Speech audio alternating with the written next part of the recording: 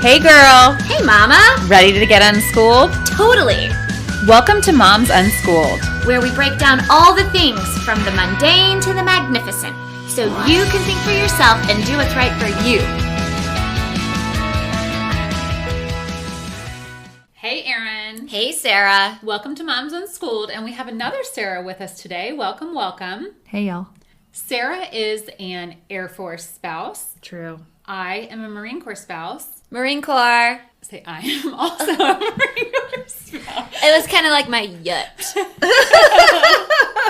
As we've mentioned on the podcast before, we are recording this from overseas in Germany, and that's how Erin and I and Sarah have all met. And because we are military spouses, we've had quite interesting lifestyles from a parenting perspective and a spouse perspective. And I think military spouse life is something that a lot of people need to get unschooled about. What do you guys think? Absolutely. Lots of misconceptions out there. What are some common misconceptions you think people have about being a military spouse? That we're all desperate housewives living in Pleasantville. I don't think anyone's been able to locate Pleasantville on a map. Ever. Let's look at some Department of Labor statistics for you just about military spouses, because I think a lot of people, they know someone who knows someone who knows someone who was or might be in the military, but I don't think you really get a sense for what that lifestyle is like. So, some fast facts for you. 92% of military spouses are women. I think that number is decreasing as more female service members become active duty and more MOSs or military jobs have opened up to women. So you will see those numbers increasing. I also think it's because it's a lot more socially acceptable for men to stay home with their kids. Yes, and the military often sociologically falls a little bit ahead of the curve in terms of familial and societal changes.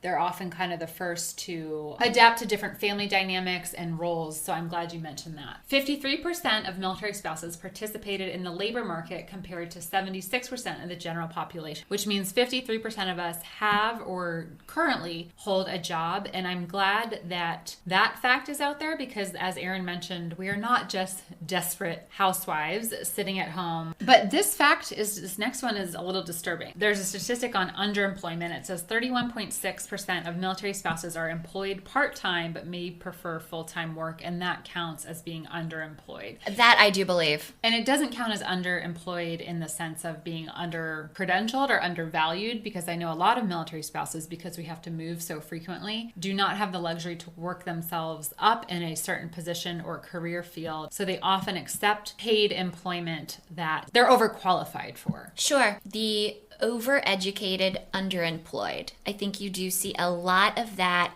in regards to military spouses. Yeah, it says 89% have some college education and 30% have a 4-year degree, while 15% have an advanced degree. I think that's pretty impressive given types of lifestyle challenges we have. How many times have you guys all moved?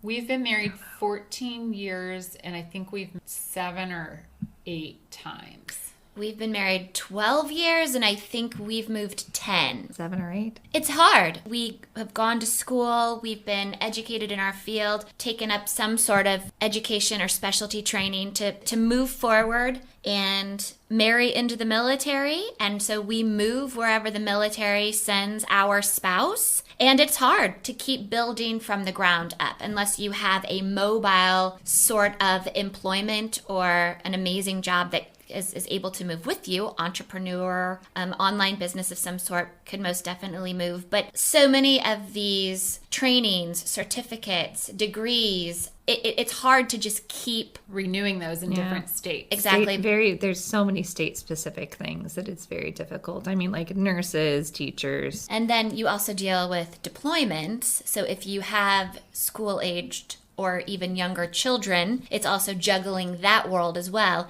Trying to hold a full-time job if you do have one as you move with the military, then going through a deployment and having to juggle the childcare, the school as well.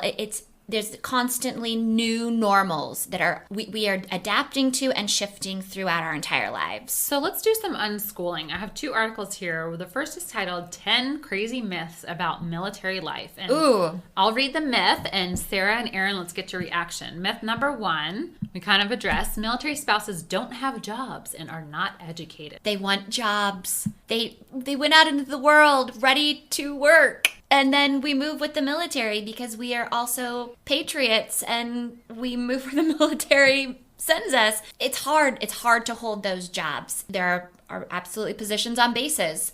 It's not necessarily what you've been trained to do. So it's up to you and your family if you have the financial means to wait for the next best thing. A lot of our spouses of the military wait, but also you see them working on base or volunteering on bases. We don't necessarily want to stay home and are educated. Part of that is it's very defeating to know that you're going to get a job that, number one, might not be the job you wanted, or you get in a really crummy spot because, whenever they first hire you, you're probably the lowest entry or level. I've had to teach classes that everyone didn't want to teach because I've been here for a while. I don't have to teach at that school. Wow. Or whatever the thing is. And sure. And it's defeating. You're like, oh, so I get to go to another place, have no seniority, and start all over again. Right. Exhausting. Myth number 2, we all have 5 kids. There might have been a time when that was true in 1941, or never. No, we all do not have 5 kids. So between the 3 of us, we have 6 kids. They write, the reality, there is no one-size-fits-all military family. Some families have 5 kids, some have 2, some don't have kids, and some never want kids. And yeah. As we said before, that's also reflective of the general American population. I'd agree. The U.S. military is, yes, it's its own subculture, it's its own demographic, but I feel like it is such a melting pot of diversity from different areas of America, different socioeconomic backgrounds, all different religious and cultural backgrounds. Absolutely. And so what goes with America, you can usually see in the U.S. military. Myth number 3. This one might not go with America. It says the military divorce rate is higher. They said this is one that I even thought was true, but was happily surprised to find out otherwise. The divorce rate between military couples has actually hit its lowest level in 10 years. That's really great to hear. And I mean, our divorce rate was higher, obviously, during the workups. We had our military fighting overseas in Iraq and Afghanistan. There were deployments. I mean, I know many families who had 4 deployments in 4 years. It is very hard for a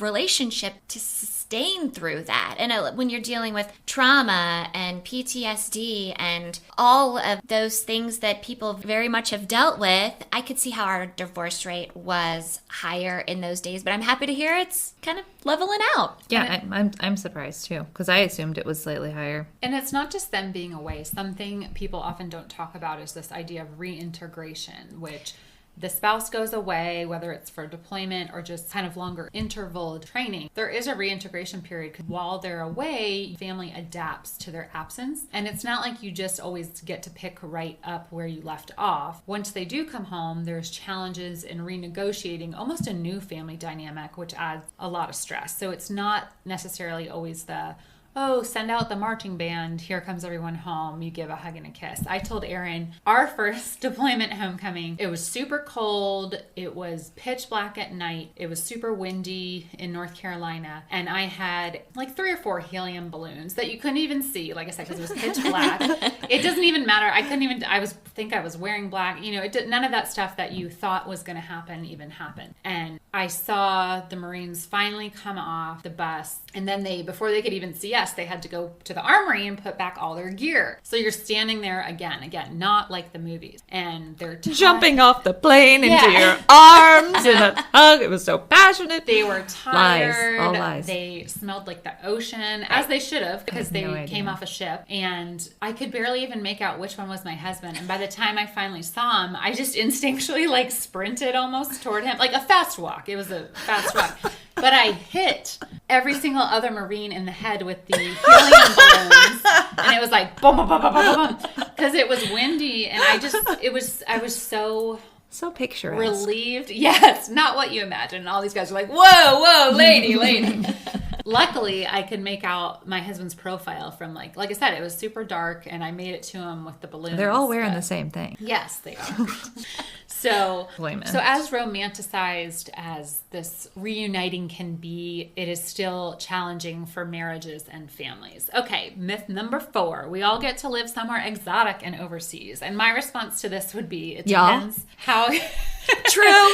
It depends how you define exotic. Okay, fair. Okay, overseas is pretty much defined, but some people do have a hard time going overseas and being away from their family if they have never lived outside the United States or things like that. We've all been fortunate enough to be here in Germany. I've also lived in Okinawa, Japan. Sarah, where else have you lived? I've lived in Turkey. What's more exotic, Turkey or Germany? Not a difficult question. It's definitely Turkey. Oh, okay. Oh, I You don't meant think like, this is more exotic than Germany? I can see that. Germany, I mean, like, sometimes people are, I think I was meaning glamorous. but that's Glamorous. Well, different those are not the same thing. Exotic. I don't know. That's a good question. I don't think, well, glamour. I'm not a glamorous person, so it's a difficult thing to answer. But we are a very small percentage. I mean, a lot of times the military personnel goes overseas, obviously. We are a very fortunate small group within the military that has been able to move with our service member overseas and live for a while. Yes. I would definitely say it's a myth. Not everybody lives overseas. Not too many people get to live in exotic locations with the military. We're fortunate enough, but there's plenty who stay stateside. There's a lot of career fields that just don't have opportunities to go overseas. That's true. It's not like you, and here's another myth. It's not on this list, but it's not like you get to wave a magic wand and say, "Dear Marine Corps, please send me here next." Oh, It yeah, doesn't work no. like that. It's based on where they need certain types of people and certain types of jobs, and the numbers fall as they fall. And yes, we're here now, but we've also been stationed some not very exotic or wonderful places, and that's just part of it too. Talk for yourself. What? I've only lived in great places. You also make the most of it wherever you go. That's important, being a military spouse as well. I've also never had to live in the desert. Oh, snap. There's still time. There's still time. Knock on wood. Somebody has. This is plywood, so or what's It's the opposite? plywood's made of wood. I won this at a raffle at a duty station in the desert. So Oh my gosh, this desk? it was actually a drone, and I returned it for store credit and got this desk. That's not one. Oh, you won a drone and you turned it into a desk. Yes. Oh, okay, I got you. In the desert. Myth number 5. All military spouses are women who are straight. I think we've addressed kind of how the military is representative of the general American population in some regards. There are LGBTQ service members. Along with their partners and their spouses. Yeah, and some are dual service, meaning Yeah. both partners serve. So, nope, we're not all women and we're not all straight. Myth number 6. This is my favorite one if you don't pay attention to any other myth today. Myth number 6, base housing is free. Base housing is most definitely not free and can sometimes be more expensive than regular housing. When a military couple lives on base, they take housing pay out of the military member's check in order to pay for utilizing base housing. There's not much else to say. Well, I don't think people understand that whenever a military member has a certain part of their paycheck that's taxed and a certain part that is that their housing allowance that's in along with their income. So that's they're saying this is your whole amount of money you're getting. So let's say if you do have to live on base, they're going to take all that money. That's definitely not free. Yeah, no. I will Lose say money sometimes. one thing about that is housing pay changes wherever you go in the world. Literally, you can type in a zip code and see the housing pay that a service member is going to receive there. And it's all based on means and mediums and averages of The housing market in that area. Exactly. And so those fluctuate as well. And they don't fluctuate as fast as the times. When you're talking about an area like San Diego, that is a huge county with a vast array of different houses, communities, and socioeconomic means. If you're on one part of the county, it may be so expensive to live off of a base with the housing pay you receive, but due to the equations given, it all just fluctuates from every single place we go. Housing is not free. Myth number 7. Military spouses only associate with spouses that hold the same rank as their service member. Ooh. Should we just leave it at that? Nah, you are not your husband's rank. It's false. That might have been the case in the olden days. And when I say olden days, I mean like maybe 20 years ago. Like- This is not our generation of military. Like, my husband told me that at one point, on their, I don't know, work evaluation, like a long time ago, it would say like spouse whatever. Like, what did your spouse do? Apparently, did your spouse, did they join the spouses organization? Did they do something for the unit? You know, I'm like, oh, that would not be great. Those, where they like baked 98 muffins for the change I can't imagine, because there's been times where I don't even know who he works with.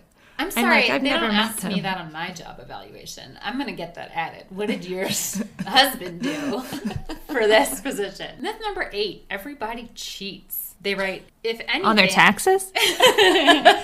No. If anything, I think military life gives you more of an appreciation for your spouse and makes you work harder at protecting your marriage. While some military spouses do cheat, I believe those same people would cheat whether or not they were in the military. That makes sense. Yeah. Microcosm of society. Yes. Exactly. Myth number 9. When your service member is home, you get to see them all the time. The reality. Unfortunately, even when our service members are not on deployment or are on shore duty, they still frequently work long hours and more days than a civilian does. Deployment is an interesting term as far as it doesn't necessarily mean they're going somewhere for 9 months at a time. They can be working on training where they're 4 weeks home, 2 weeks gone, 2 weeks home, 8 weeks gone, all throughout the course of a year. They can also just be going into the office. My husband was getting ready to deploy, and 3 months leading up to that, you kind of want to, the mother hen wants to bring the family together, right? He would come home just in time for dinner and put the kids to bed, and then he was gone again till 3, 4 a.m. to get more work done. And that was the reality of the work that needed to happen before the deployment. And, you know, we kind of high-fived at dinner, and that was about as much as you saw him. But it is expected because we do not see them all the time. How do you guys feel about the crude joke of if the military wanted you to have a family or spouse, they would have issued you? I think that is as old of a myth as you only associate with spouses that hold the same rank. I think the military has come a long way. Like Sarah said, it's a microcosm of American culture and society. And I think there was at one point where that might have felt a little true, but it does not ring true these days. I think it kind of depends on what service you're in, too. Because I know some Navy people who get tired of their husband. They're like, he's been around so much, and he hasn't been back on the boat, and we just need a little time apart. When's the ship setting sail? So I think a lot of people make generalizations about all military is the same, and it's just not. It's just not true. Yeah. Right. And I mean, a lot of these myths might be based on what region of the country you're in. Are you by a bunch of Army bases? Are you on the coast and by a bunch of like Marines and Navy stuff? Or what kind of war America's fighting at the moment? Is it a ground war? Is it more against aliens? Shout out Space Force. That's right. This should be a myth. DHS. What do they do? We'll find out. I guess. Myth number 10, we hate being a military spouse. It says, you get to find out things about yourself you never knew, have experiences you never dreamed of, and test yourself in ways you never thought you'd be tested. You get to make new friends all over the world, and most of all, you get to go through this with your best friend, your service member. I'll agree to that you get to make friends all over the world. Mm-hmm. I've met some amazing, amazing people, and then the hard part is you have to say bye, or see you later, as we say. But then it's finally come around to the point where, okay, I have to leave these people. I'm grateful that they're my friends. I think that is how we adapt. We have learned how to be a military spouse. We bloom where we are planted. That's a big phrase in the military spouse community. Or Semper Gumby in the Marine Corps side. Indeed. Anything. I don't know anything. They don't say Semper Gumby in the Air Force. I have no idea. Basically. It sounds like you said Gumby. All I can think of is Pokey now. It Gumby and Pokey? Gumby. Like what be the hell is that? flexible. Always flexible. Yeah, no. I have never heard of that one. I don't know what that is. But no, we love it because this is the life we've chosen. And it's hard, but it's also amazing. I've learned a lot about myself, and I think the military continues to grow our relationship. You get really good at communication with a spouse because you move away from the rest of your family. You get good at meeting new people, and you start to really appreciate and respect people that you had to say goodbye to, like family at home, as well as other people going through it. If you've lived in a base post station for a year, you're going to tend to be more welcoming for those people moving in this summer because you've done it before. So it's a very welcoming world, and I love this lifestyle. So I think each of us, our service member has been in at least 10 years. What advice would we each give to new military spouses? And I don't mean this facetiously, but my advice would be lower your expectations. No, I mean, like, you have to go into it knowing that it's going to be hard. The trade-offs and benefits can also be great. So as long as you are understanding that your family is serving as a whole and you make the decision together, I think you can be successful. I would say get involved. That would be my recommendation. I think get involved just means find what you do want to do. What is your niche? Like a lot of places that I've moved, I haven't done stuff with the base that I've been at. I really like joining the YMCAs in places. I like joining whatever cultural center. I think it's just get involved with something. You need to toss yourself into that atmosphere because you're only going to be there 2 years-ish. You need to get in there and figure out what your jam is at this place. Right, and it doesn't have to be jumping into volunteering right away. Oh, no, definitely I'm not. talking to the brand new spouse that moved all the way across the country from Indiana to California, hypothetically speaking. That sounds like a scenario that would never happen. Very familiar. And no, I can't thank the Marine Corps and the Links community enough personally because I was that spouse who was thrown into a Links class, didn't even know what that stood for. I still don't. Lifestyle, insights, knowledge, networking, and skills. Never heard of it. I think that Air Force has their own version, probably. I probably didn't do that one either. Probably Well, not. Links is the Marine Corps spouse training, if you will, and it's a boot camp day of anything and everything Marine Corps that would be helpful for you to know as you move forward being a new military spouse. And I was so thankful for this group because it got me involved in my new community to understand it a little bit more. I did not come from a military background. My Marine was the first military I actually knew specifically, moved across country. I didn't live near bases or posts or anything like that. And this group of volunteer spouses facilitated this entire training day for people like myself. And I was so thankful. I'm an information gatherer, and they led me in the right direction for any information I needed, but also more ways to get even more involved. And so I made contacts that day. I networked that day, and I had the knowledge to move farther. What was I going to do the next Monday morning? How was I going to keep diving into my new community? So Sarah, what would your advice be to new military spouse? Be okay with that feeling of uncomfortableness. Good one. Go out and discover the area that you're in. Anytime I get to a new place, I like to run the whole area. Like every day I take a different route, find out like what is here? What is this? And really try to get yourself, I'm not saying you should become embarrassed by anything, but get over the fact that you're gonna be in situations that you're gonna feel embarrassed. People are probably not gonna. You're gonna have to walk into You're a going room to, of and you're people gonna you've and you're never gonna have met. to be like, I don't know anybody here. Yep. I'm not, and I know there's obviously a different like clinical side to this. If you're an anxious person, that's different than just a standard, like your standard feelings of anxiety. So I would just say explore your area. Like really get in there, explore it, find out what is there. There's every place you go, there's so much interesting stuff. And I've always been the explore the area that I'm at and try to immerse myself in that culture where I can be like, am I an honorary Mississippian now? I think I might be, actually.